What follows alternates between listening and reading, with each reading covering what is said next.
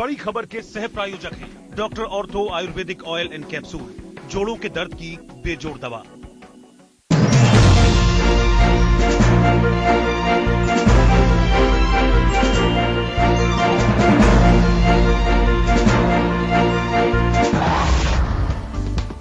सत्तानवे बैच के आईपीएस अफसर दीपांशु काबरा छत्तीसगढ़ राज्य के सबसे दबंग, मिलनसार, मृदुभाषी अधिकारी माने जाते हैं।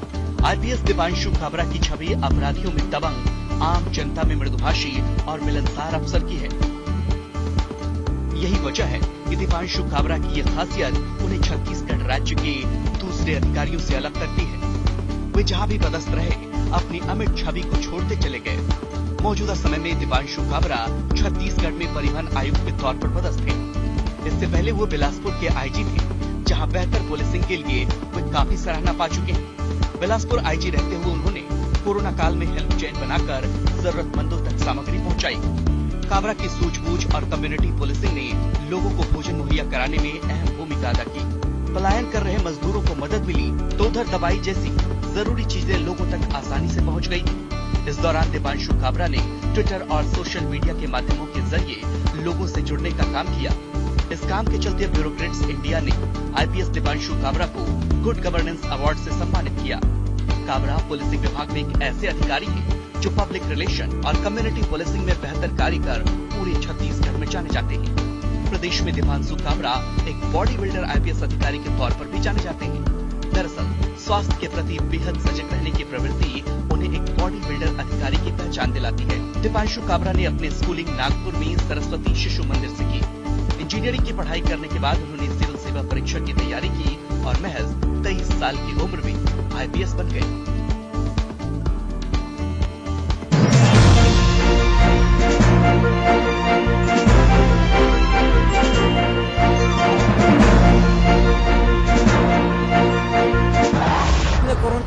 नमस्कार, मैं हूं प्रकाश चंद्राकर और आप देख रहे हैं आपका अपना चैनल इंडिया न्यूज।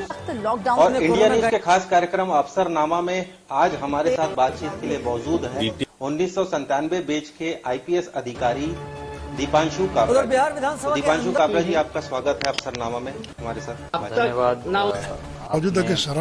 मुझे आज अफसरनामा के कार्यक्रम में इन्वॉल्व किया और मुझे मेरे बारे में जानकारी देना चाह रहे हैं। सर, सबसे पहले हम आपसे जानना चाहते हैं कि आपका जो बचपन था वो कैसा रहा, किस तरह से गुजरा? मेरा बचपन नागपुर में गुजरा। मैं मतलब वहीं जन्मा 1974 में और मेरी पूरी पढ़ाई कॉलेज तक की पूरी मैंने वहीं से की। मेरे फादर वो वेस्टर्न कोलफील्ड्स WCL है जो कि कोल इंडिया की सब्सिडरी है जी। वो माइनिंग इंजीनियर थे, रायपुर से ही माइनिंग उन्होंने की थी 1964 में। तो वो वहां पर थे और उसमें मेरी मदर हाउसवाइफ थी।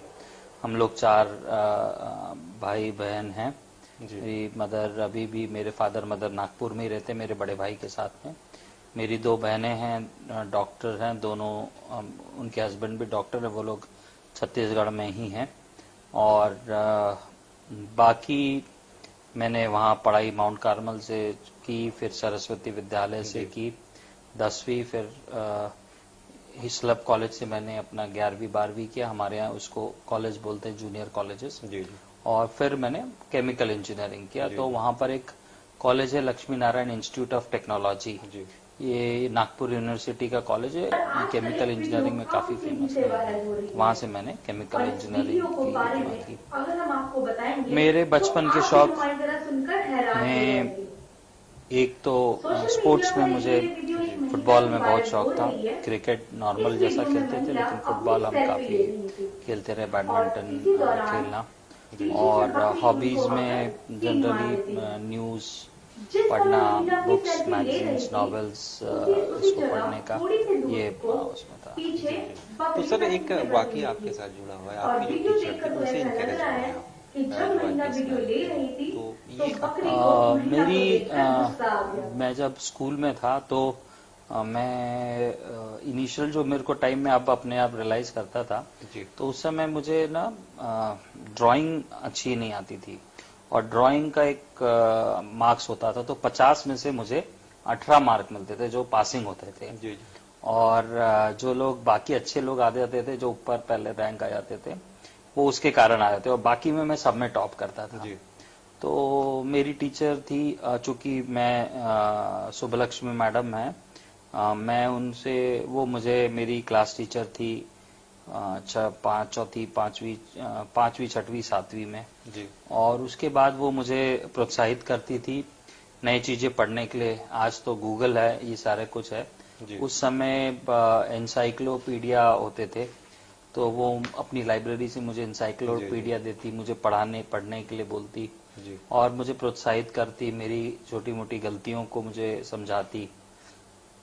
तो धीरे धीरे सातवीं के बाद से जब इंजीनियरिंग ये ड्राइंग खत्म हुआ, तब फिर मैं सब कॉलेजेस स्कूल को टॉप भी करा। जी। जी। और वो उस समय कई बार आपका बचपन जैसा रहता है ना, तो कई बार आप पढ़ाई की तरफ भटकते रहते हैं। तो शी वुड टेल मी, और भी एक दो टीचर्स थी, मेरी मराठी टीचर जो मुझे मराठी पढ़ाती थी वो, और एक इंग्लिश टीचर हमारी थी। तो ये सब टीचर्स मुझसे ये करती कि भाई आप में क्षमता है और आप अच्छा करो, अच्छे पढ़ो, ध्यान करो। मे बेसिकली कंसंट्रेशन की बात थी कि आप कंसंट्रेट करो। तो फिर वो उस चक्कर में फिर मैंने 11वीं 12वीं कॉलेज में जाने के बाद भी अच्छी पढ़ी।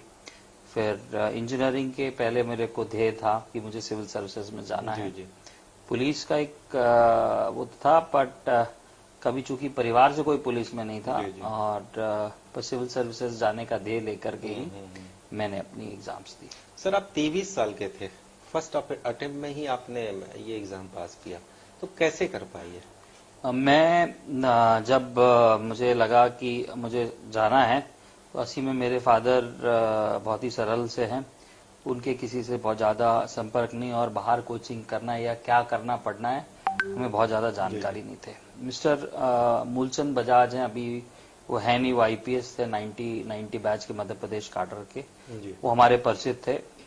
तो मैं उनसे मिलने गया, और वो इंदौर में एडिशनल एसपी थे, और मैंने मेरे ख्याल से बीच में था, मैंने जस्ट अपनी 95 में जब अपनी पास किया कॉलेज पास करते ही फिर मैं आगे गया। तो जब फिर मैं उनसे पूछा, तो बोले आपको दिल्ली जाना चाहिए पढ़ने के लिए, और उनके भाई है रुपेश और मैं, हम दोनों दिल्ली गए बाद में। तो मेरे को किसी को आइडिया नहीं था क्या सब्जेक्ट लेना, ये मुझे नहीं पता था। और चूंकि मैंने केमिकल इंजीनियरिंग किया था, केमिकल कोई सब्जेक्ट नहीं था, तो मेरे लिए बड़ा टफ था कि मैं कैसे उसको सॉल्व करूंगा, या क्या एग्जाम लूंगा, या क्या सब्जेक्ट लूंगा। तो मैं वहां से, मुझे याद है कि हम एक बार उनसे मिलने के बाद फिर मैं वापस घर गया, और मेरा एक और दोस्त है संदीप डोंगरे, मैं अभी भी उससे संपर्क में, मेरा बहुत अच्छा मित्र है, तो वो आजकल गुड़गांव में है। तो हम तीनों ने फिर प्लान बनाया, और 6 जनवरी 1996 को वो 3-4-5 महीने में रहा वहां पे नागपुर। उसके बाद हम लोग ये ट्रेन बोर्ड की बाजीराव एंड राव, तब था बाजीराव एंड रवि हो गया, ये कोचिंग इंस्टीट्यूट ज्वाइन करूंगा पढ़ने के लिए। और वहां के बाद तो उसके लिए हम सीधे निकल गए, वो करोल बाग में होता था। तो मेरे संदीप के father Republican party of India में थे, तो उनके एक दोस्त थे दिल्ली करोल बाग में, उनके घर पे हम अपना सामान लेकर के पहुंच गए थे। और कोचिंग ली मैंने, पब्लिक एडमिनिस्ट्रेशन सब्जेक्ट लिया, और फर्स्ट अटेम्प्ट में पास हो गया। फर्स्ट अटेम्प्ट में इनफैक्ट प्रीलिम्स हम सब पास हुए। फिर संदीप वापस आ गया, हम लोग मेंस की पढ़ाई करने लगे।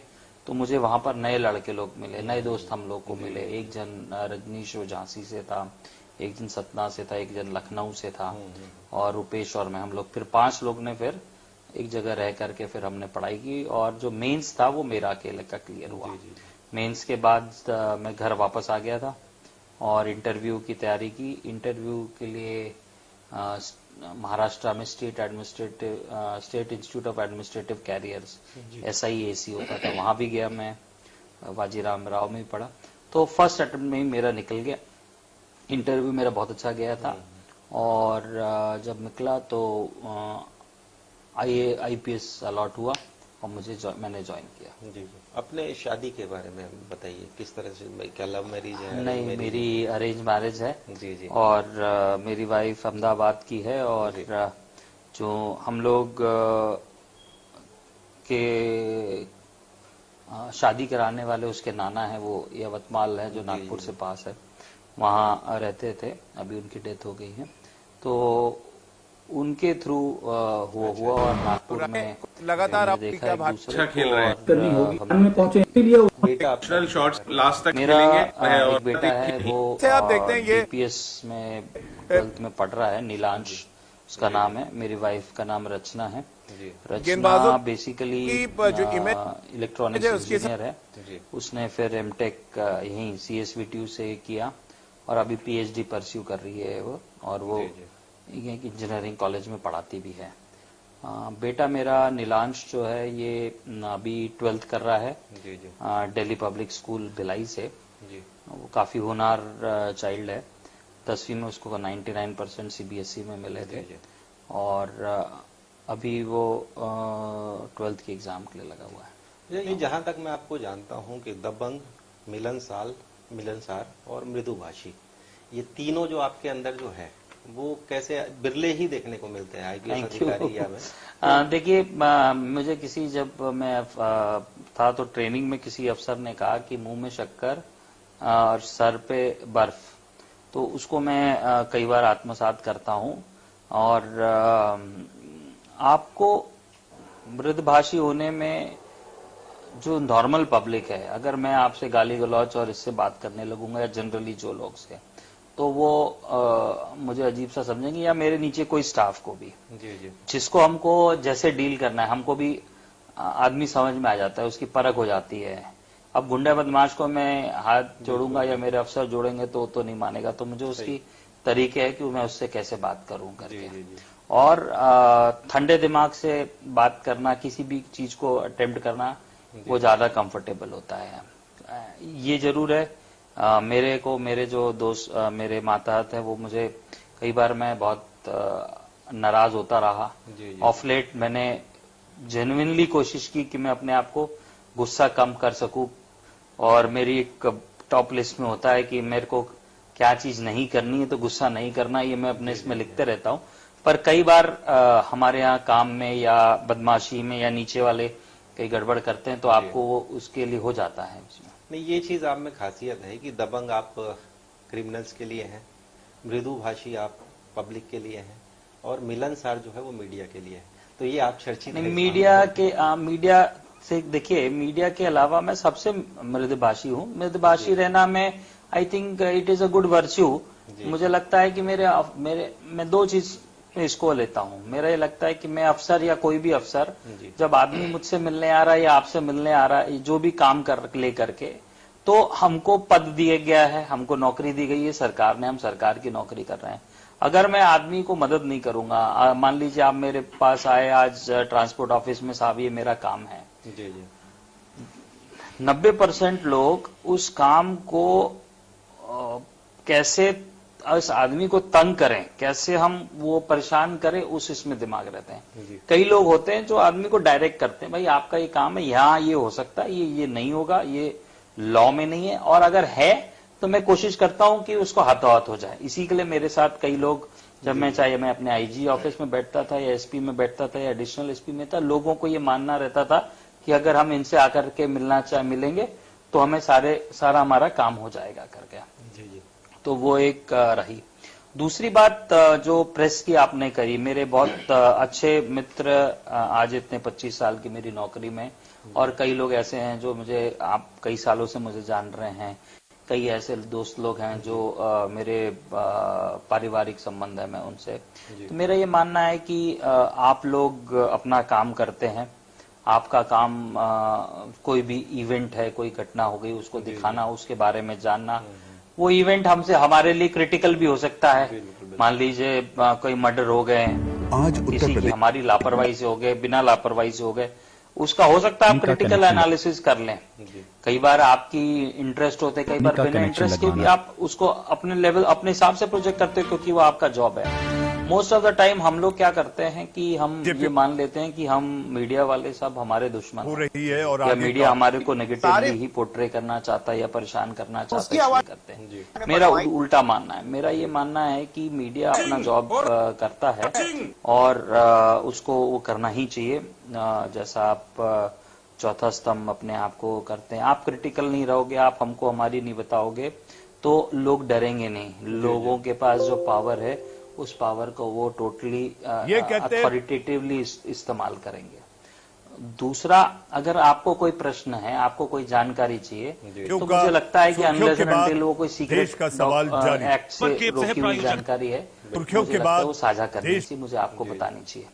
फिर ऐसे जब आप करते जाते हैं, मैं अपने जूनियर्स को भी यही कहता हूं कि जैसा आप करते जाते हैं तो लोगों में ये कॉन्फिडेंस हो जाता है आपके लिए कि अगर हम इनको बताएंगे, और मान लीजिए अगर हम चाहते हैं कि कोई जानकारी लोगों तक अभी मत करो, आप 6 घंटे बाद कर लेना, कल कर लेना, क्रिटिकल है, आज इसको ब्रेक मत करो, किसी लड़की का अपहरण हो गया, भाई आप ही करो, 4 घंटे बाद है, हम अभी जो पूरी इंफॉर्मेशन बिल्टअप हो जाए तब बताएं, अध कच्ची पक्की मत बोलो, तो वो लोग मदद करते हैं। और मैंने रेयर ही कोई देखा है जो ब्लैक शीप हर जगह रहते हैं, वही लोग इस तरह करते हैं। तो मुझे ऐसा मेरा अपना मानना है मीडिया के संदर्भ। अभी आप, मेरा अगला सवाल ये है, और किसानों से जहाँ रहे कुछ न कुछ नया करते रहे, इस बार बतौर परिवहन आयुक्त आप काम कर रहे हैं, तो क्या गुंजाइश लग रही? लोगों को उम्मीद है, उनके जहन में ये चर्चा है कि आखिर दीपांशु काबरा करेंगे क्या? देखिए, ट्रांसपोर्ट विभाग ऐसा विभाग है जहां पर गाड़ियां मतलब हम करें तो जो हमारी रोजमर्रा आज हर आदमी की लाइफ में या तो वो साइकिल रखा हुआ है या मोटरसाइकिल रखा है या फिर वो 4 व्हीलर रखा है या वो कोई ट्रक से लॉजिस्टिक कर रहा है, क्या बस का मूवमेंट कर रहा है, तो उससे इतना बड़ा जुड़ा हुआ है और यहाँ पर बहुत काम करने की संभावना है, बहुत लोगों को मदद करने की संभावना है। हम इसमें एक है 3, इसको अगर हम आदमी की जान की सुरक्षा अगर आप देखें तो छत्तीसगढ़ में करीब 4,500 हजार लोग की मौत होती है एक्सीडेंट से। पूरे इंडिया भर में 1.5 लाख लोगों की मौत होती है एक्सीडेंट से। तो एक तो मौतों को हमारी कोशिश है कि हम उनको कैसे कम कर सके। इसके 3 तरीके हैं।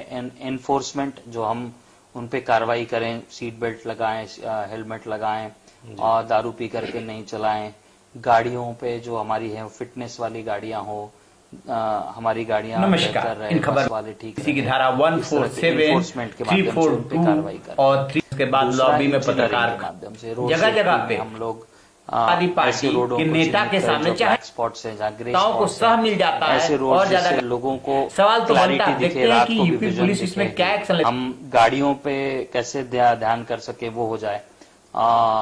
इंजीनियरिंग एजुकेशन है, जैसे आप आज हम लोग वर्ल्ड सीरीज करा रहे हैं, वो एक एजुकेशन का पार्ट है, या हम साल में 1 महीने का ये जागरूकता अभियान चलाते हैं ट्रैफिक का, वो ये जागरूकता है, हम स्कूलों में जाके बताते हैं। तो ये 3 E's पे सारा काम है। दूसरा जो हम है कि भारत सरकार और राज्य सरकार की बहुत महत्वाकांक्षी योजनाएं हैं। एक तो ड्राइवर लोगों के ट्रेनिंग इंस्टीट्यूट है जो हम जल्दी चालू करने जा रहे हैं। दूसरा हम लोग आगे प्लान है कि जो ड्राइविंग टेस्ट आप देते हैं आजकल, ये बड़ा सिंपल सा मैनुअल सा होता है, इसमें जो आदमी ले रहा है उसकी सब्जेक्टिविटी रहती है, हम उसको ठीक करना चाह रहे हैं। तीसरा जो हमारी फिटनेस की वो है उनको भी हम इम्प्रूव करना चाह रहे हैं। और काफी छोटे छोटे से और भी चीजें जिसको लोगों को सहूलियत हम देना चाह रहे हैं कि और आईटी इंफॉर्मेशन टेक्नोलॉजी को हम कैसे उपयोग करें ताकि लोगों की जो विभाग से इंटरेक्शन है वो फेसलेस हो जाए, वो अपना ऑनलाइन एप्लीकेशन करे, उनको सारी चीजें मिल जाए। तो आई थिंक आने वाला पूरा साल में हम ये एक्सपेक्ट करते हैं कि ये रहेगा। 2-3 महीने में हमें अपने डिपार्टमेंट का हम लोग रेवेन्यू कैसे बढ़ा सकते हैं, क्योंकि ये रेवेन्यू अर्निंग डिपार्टमेंट है, ये भी मेरी एक उसमें रहेगी। वर्तमान में जो परिवहन विभाग में जो सिस्टम लागू है, कोई ऐसा सिस्टम है जिससे आप इत्तेफाक नहीं रखते, आप उसमें बदलाव चाहते हैं? नहीं, देखिए आपको कोई भी सडन चेंज, मैंने जो जैसे ही कहा कि कोई भी सडन चेंज की बजाय ये सिस्टम सालों साल से चले आ रहे हैं, उनमें थोड़े थोड़े से इंक्रीमेंटल चेंज करके या आईटी को कैसे इन्वॉल्व करके हम कर लेंगे, तो बहुत सारे जो विभाग के नेगेटिव चीजें हैं वो उसमें से खत्म हो जाएगी। काफी विभाग ने किया है, मुझे लगता है सारथी और वाहन हम लोग सबसे पहले सॉफ्टवेयर करने वाले थे, तो आज जितना ये सारा ई गवर्नेंस का है, ये सबसे अच्छा काम छत्तीसगढ़ में हुआ है। हम लोग कभी बाकी स्टेट्स भी गए हैं, लोगों को बसों की सहूलियत देने का है, जो हमारे बस स्टैंड है उनको कैसे हम अच्छा कर सकते हैं, वहां पर हम टाइमिंग्स को लेकर के कैसे कर सकते हैं, टैक्सीज को कैसे कर सकते हैं, निर्भया में महिलाओं की सुरक्षा है, माननीय मंत्री जी ने अभी अप्रूवल करके हम लोग उस पर टेंडर करने जा रहे हैं, वो एक बड़ा हम काम करेंगे उससे महिलाओं की सुरक्षा का। तो ऐसे कई सारे इनिशिएटिव्स हैं और जो बेस्ट प्रैक्टिसेस बाकी जगह भी चल रही है, हमने अभी प्लानिंग वो की, आने वाले समय में हम और जगह भी जाएंगे, जो जो बेस्ट प्रैक्टिसेस हैं वो आपको दिखेगी। जी बिल्कुल, हमारे साथ साथ कई लोग ऐसे हैं जो यही चाह रहे हैं कि आप अच्छा करें इस फील्ड में। मैं अब फ्लैशबैक में जाना चाहूंगा, जब आप बिलासपुर आईजी थे तब आपकी काम की काफी प्रशंसा हुई। ऐसा क्या क्या काम था जो आपको लगता है कि हाँ ये? नहीं, देखिए मैं जब बिलासपुर रहा तो एक बड़ा समय फेज आया जब कोविड का रहा। पहले पुलिस में, स्पेशली छत्तीसगढ़ पुलिस में, हमारा सोशल मीडिया में कोई कनेक्ट नहीं था। तो मैं जब पहली पोस्टिंग रही तो मैंने पहला था अफसर जिसने ट्विटर हैंडल चालू किया और ट्विटर हैंडल के माध्यम से हम कंप्लेंट्स लेते रहे और उसका एक हमने सिस्टम बना लिया था और उसमें हमको काफी फायदा मिला था। जी। अब वो ट्विटर हैंडल खत्म होने के, मेरे हटने के बाद वो उतना एक्टिव नहीं था। जब दूसरी बार जब मैं आया तो फिर मैंने फिर से एक्टिवेट किया और आने के तुरंत बाद ही मेरे ज्वाइन करने के 1-2 महीने में कोविड आ गया था। तो कोविड में हमने बहुत मदद की, लोगों की मदद करना मेरा काम ही था। उसमें मैंने कोई बहुत नया किया हो ऐसा नहीं है, बट हाँ हमने सोशल मीडिया का बहुत उपयोग किया। लोग हमसे कनेक्ट होते थे, एक्टिविस्ट कनेक्ट होते थे, छत्तीसगढ़ के लोग ऑल अक्रॉस थे। हेल्प चेन भी बना के, हेल्प चेन बना करके हम लोगों को, किसी को अगर कैंसर की दवाई की आवश्यकता होती थी, किसी बच्चे को हमको शिफ्ट कराना होता था, तो हम एक स्टेप आगे जा रहे थे।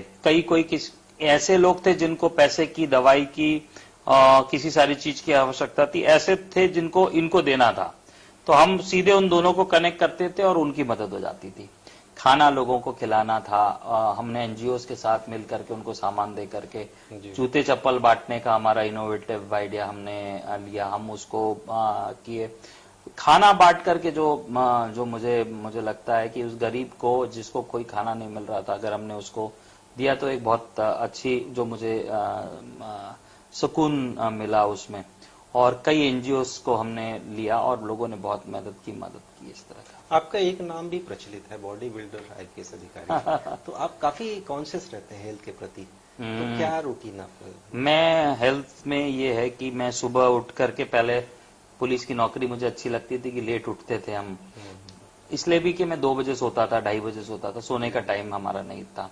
तो सुबह 8 बजे आईजी हमारे या डीजी कॉल कर लेते थे, तो 6 घंटे की नींद उस समय होती थी, 5 घंटे, 6 घंटे, 4 घंटे की, और दोपहर को आधी घंटा एक आध सो जाते थे। तो सेहत के प्रति मैं ऐसे तो मैं अच्छा प्लेयर था, पर उसके बाद वेट्स का किसी ने सिखाया, क्योंकि मैं पहले जिम नहीं करता था और मैं अपना फुटबॉल खेलना या दौड़ना या साइकिलिंग करना इसलिए रहता था। मैं अभी भी साइकिलिंग करता हूँ, 50, 70, 100 किलोमीटर तक चले जाता हूँ साइकिल करने। मेरी वाइफ भी मेरे साथ 65 तो चली गई है साइकिलिंग के, पर दोनों हम लोग वेट ट्रेनिंग के लिए भी उतने शौकीन हैं। मैं रोज एटलीस्ट हफ्ते में 4-5 दिन वेट्स करता हूँ और अच्छा खाने के प्रति मेरा जागरूकता है। पहले मैं कुछ भी खा लेता था, पर धीरे धीरे अब मुझे रियलाइज हो रहा है कि हमको एक तो उम्र के, जैसे मैं बुढ़ा होते जा रहा हूँ, तो ऐसे ही अच्छा खाना चाहिए। पहले आप कुछ भी पता लेते थे, पर मेरा ये मानना है कि हम को अच्छा खाना चाहिए। हमारा कार्ब्स लोडेड खाना होता है, कार्बोहाइड्रेट ज्यादा होते हैं हमारे पूरे खाने में, सुबह से लेके सुबह दोपहर शाम तक का। फिर हमारे में फैट्स बहुत होता है, हम हर चीज तला खाते हैं और तला बहुत अच्छा लगता है, मतलब वो हमारी जिह्वा पे ऐसा चढ़ा हुआ टेस्ट है। तो ये सारा नॉन एक्स्ट्रा कैलोरीज है। शक्कर हम बहुत मीठी मीठी खाते हैं, तो उन सारे चीजों को कट करके अच्छा खाना, अच्छा हेल्दी खाने का, सलाद खाने का, अच्छी चीजें खाने का, रफेज खाने का, वो एक हो रहा है। दूसरा अच्छी सेहत रखने का।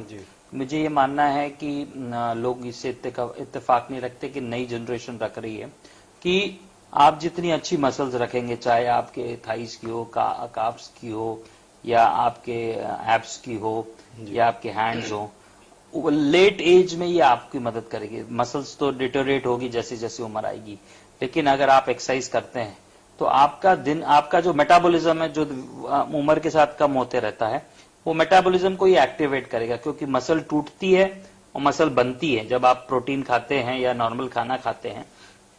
तो इसको तोड़ने में और बनाने में काफी एनर्जी स्पेंड होती है। तो जो नॉर्मल मेटाबॉलिज्म और इस मेटाबॉलिज्म में आप अगर दौड़ लेते हो तो 300 कैलोरी बर्न की है, वो 300 उसी टाइम खत्म हो जाएगी, बर्न हो जाएगी। लेकिन जब आप एक्सरसाइज करते हो तो उसको 24 घंटे तक बॉडी जब मसल बनाती है तो वो एनर्जी कंज्यूम करती है। तो वो एक सबसे बड़ा फायदा इसका है। और आप खुद, आपको कॉन्फिडेंस आता है जब आप अच्छी बॉडी रखते हैं, अच्छा फिगर रखते हैं, और उसका फर्क आपको देखने को लगता है। अभी आप काफी यंग हैं, हालांकि मैं जो सवाल कर रहा हूँ हो सकता है अभी की स्थिति में ठीक है कि नहीं। आपकी रिटायरमेंट के बाद की प्लानिंग क्या है? एकदम नहीं सोचा। मैं तो मैंने लाइफ में एक और थॉट किया है कि आज के लिए जियो। समय बताता है, बहुत सारी चीजें आपको समय सिखाता है। मे बी जब हम यंग होते हैं तो बहुत एग्रेसिव बहुत सारी चीजें कर जाते हैं। मुझे याद था कि मैं खूब मारपीट करता था जब मैं यंग था। अब वो सब सारी चीजें मैं अपने अफसरों को भी बोलता हूँ कि नहीं करनी चाहिए। दूसरा, मैं आगे रिटायरमेंट, मेरे पास तो अभी 13 साल की नौकरी तो यही है, तो कभी नहीं सोचा हूँ। ये जरूर सोचा हूँ कि रायपुर में रहूंगा, और बाकी तो मैं आज में जी रहा हूँ एकदम, मतलब ये फैक्ट है। कई लोग इसको करने का मन की आप अभी नहीं कर पा रहे हैं आगे? बिल्कुल नहीं, मैं तो जो मन में कर पा रहा हूँ अभी भी कर रहा हूँ। मैं सोशल सर्विस में लोगों की मदद करना, लोगों से कनेक्ट करना, मैं कई एनजीओ के साथ जुड़ा रहता हूँ जहाँ जहाँ हम कर सकते हैं। जैसा मैंने बताया, ट्विटर फेसबुक के माध्यम से ऐसे कई सारे लोग हैं जिनके लिए मैं मदद कर सकता हूँ। बच्चियों को पढ़ाने से लेकर के हर सारी चीज में मुझे मजा आता है, तो मैं वो सारी चीज करता हूँ। बच्चों को मोटिवेट करने का, सिविल सर्विसेज के लिए, नौकरियों के लिए, अपने दिनचर्या के लिए। अगर आप कहीं डाउन हैं, कोई आप मेंटली परेशान है, मैं तो मेंटल हेल्थ के लिए भी बहुत बात करता हूँ कि आदमी ने अपनी मेंटल हेल्थ अच्छी रखनी चाहिए। हमारे समय आता है, खराब बुरा समय सबके साथ आता है। आप ये नहीं मानना चाहिए कि जो बड़े पदों पे उनका सब अच्छा अच्छा ही है, उनके भी खराब बुरा समय आपका भी है। लाइफ है, अलग अलग समय उतार चढ़ाव चलते रहती है, तो आपको रहे। और दूसरा, मैं बिल्कुल आज में ही जी रहा हूँ, मुझे कल की बिल्कुल चिंता नहीं। और मैं जो मेरे साथ है उनको यही कहता हूँ, आज अच्छा रहिए, आज सुरक्षित रहिए। लोग आए, अफसर बने, ऐसे लोग जो लोगों की मदद करना चाहते हो, जो सोसाइटी में कुछ चेंज करना चाहते हो। चाहे आप सिस्टम के बारे में कितना भी बोल लें, लोगों के बारे में बोल लें, नेताओं के बारे में बोल लें, आपको हमेशा अपना काम करने का बहुत समय मिलेगा। लोग बहुत मददगार हैं। आप अगर अच्छे से समझाएंगे तो हमारे जो लीडर्स हैं वो भी लोगों की मदद करने में लगे रहते हैं। पर अगर आप इस तरह में जाना चाहते रहे और आप यही कर रहे हैं तो आप उस काम को और एंजॉय करेंगे। तो मुझे लगता है कि अपना पैशन जो उसमें करिए। फोटोग्राफी में पैशन है तो फोटोग्राफी में काम करिए। बड़े शहरों में ये बहुत अच्छा था, अपने इंडिया में ये किया था कि भाई अगर मैं फोटोग्राफर बन जाऊंगा तो मेरा धंधा चलेगा कि नहीं, या मुझे कोई काम पे रखेगा कि नहीं, या मुझे कम पैसे मिलेंगे। पर अब इतनी अपॉर्चुनिटी सबके लिए है, और जैसे जैसे हमारे इसमें, तो मुझे लगता है आपका जो पैशन है बिल्कुल उसको फॉलो करिए। दीपांशु जी, हमसे बात करने के लिए आपका बहुत बहुत शुक्रिया। आपकी जो बातें हैं वो युवाओं के लिए प्रेरणादायी रहेगी, यही उम्मीद करते हैं हम। Thank you. तो ये थे आईपीएस दीपांशु काबरा, जिनके बारे में हम जान रहे थे। अगले हफ्ते फिर एक नई शख्सियत के साथ होगी हमारी मुलाकात। तब तक के लिए नमस्कार।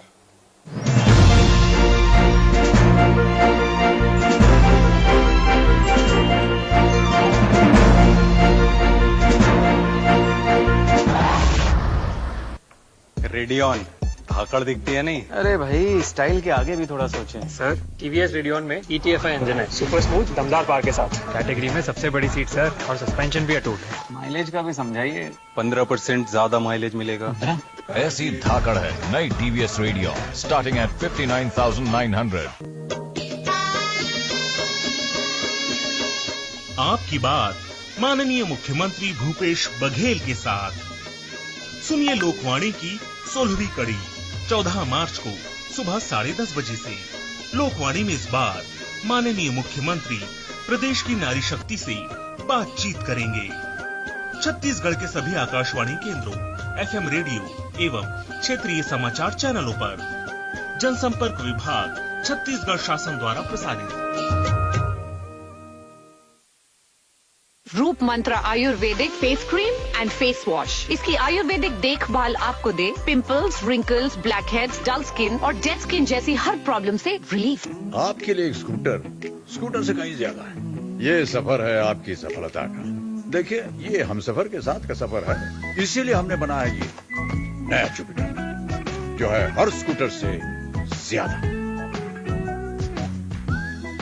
टीवीएस जुपिटर, ज्यादा का फायदा। रूप मंत्र आयुर्वेदिक face cream and face wash. इसकी आयुर्वेदिक देखभाल आपको दे pimples, wrinkles, blackheads, dull skin और डेड स्किन जैसी हर प्रॉब्लम से रिलीफ। उम्र मेरी छोटी ही सही, उम्र मेरी छोटी ही सही, अरमान मेरे रुकते ही नहीं, अरमान मेरे रुकते ही नहीं। हुनर बना मेरा हौसला, असरत दिखा। देश की मिट्टी से हूँ बना, सोच बुलंद इरादे में पक्का। ललकारता हूँ हर मुश्किल को, आ तू जरा स्ट्रेंथ दिखा। अजी बधाई हो जी, बाबूजी के दिल का डोनर मिल गया। ये बाबूजी, अरे तो शाम को आ जाना। सॉरी डॉक्टर साहब, शाम का सीन तो बिंगो टेढ़े मेढ़े नमकीन के साथ फिक्स है, क्योंकि हमारे पास बिंगो टेढ़े मेढ़े पल्स मिक्स है और कॉकटेल मिक्स है। बिंगो लेकर आया है 4 नए टेढ़े मेढ़े नमकीन, तो आप भी फिक्स करो शाम का सीन। From ITC। मैं जीवन हूँ, जानते तो होंगे आप मुझे। Presented by JK Lakshmi cement, India अब सोच करो बुलंद। एसोसिएट स्पॉन्सर TVS जुपिटर, ज्यादा का फायदा।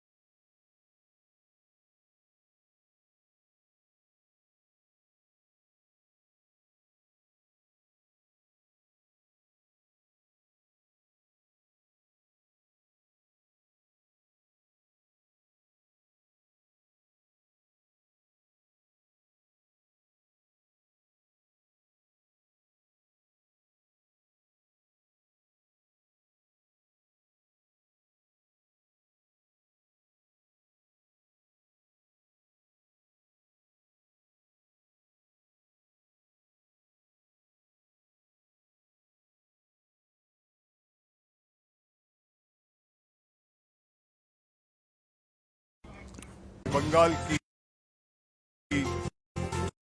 दूसरी केंद्रीय चुनाव समिति की मोहर। जानकारी के लिए बीजेपी इंतजार करना से हमारा